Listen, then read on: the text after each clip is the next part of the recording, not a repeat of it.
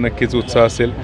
चांगली ट्रिप करून आलेले आहेत, फ्रेश मूडमध्ये असतील आणि या फ्रेश मूडमध्ये नक्कीच परिवर्तनाच्या दिशेने ते मतदान करतील असा मला पूर्ण विश्वास आहे. आणि पुनश्च एकदा राजांचा, शंभूराजांचा आणि मकरंदाबांचा सन्मान जिवंत ठेवण्यासाठी आणि त्यांची ताकद दाखवून देण्यासाठी मतदार या ठिकाणी माझ्या पाठीशी उभे राहतील असा मला पूर्ण विश्वास आहे. ट्रिपचा मोठा असा हे होणार नाही परिणाम. कशाचा?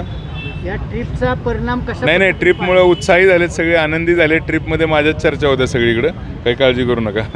ट्रिपमध्ये सगळ्यांची इच्छा आहे की माझ्या पाठीशी उभं राहायचं. अर्थात काही राजकीय बंधनं असल्यामुळं नेते जरी सांगत नसले तरी मतदारांमध्ये माझ्याबद्दल खूप प्रेम असतं आहे. मतदारांनी मला खूप प्रेम दिले, त्याबद्दल मी सर्वांचं मनपूर्वक आभार व्यक्त करतो. मतदान फुटेल या भीतीपोटी ही सहल काढली गेली होती भाजपनं. पण त्याचबरोबर तुम्हाला राष्ट्रवादी असेल, शिवसेना असेल, जो जिल्हा परिषदेचं राजकारण जे झालं होतं त्याच्यानंतर हे सगळं तुमच्या बाजूने काही वातावरण तयार झालं होतं. काय सांगाल, म्हणजे आत्ता वाटतं का की तुमच्या बाजूने? नक्कीच. ॲक्च्युली युतीतले जे दोन पक्ष आहेत, राष्ट्रवादी आणि शिवसेना, यांनी नेहमीच या जिल्ह्यामध्ये संघर्ष केला आहे BJP बरोबर.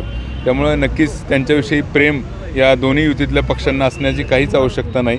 आणि BJPच्या नेत्यांनी वारंवार युतीच्या नेत्यांचा अपमान केलेला आहे, त्यांना वारंवार खाली मान घालायला लावलेली आहे. त्यामुळं साहजिकच त्यांचे सर्व कार्यकर्ते या बाबतीत प्रचंड हे आहेत, चिडलेले आहेत.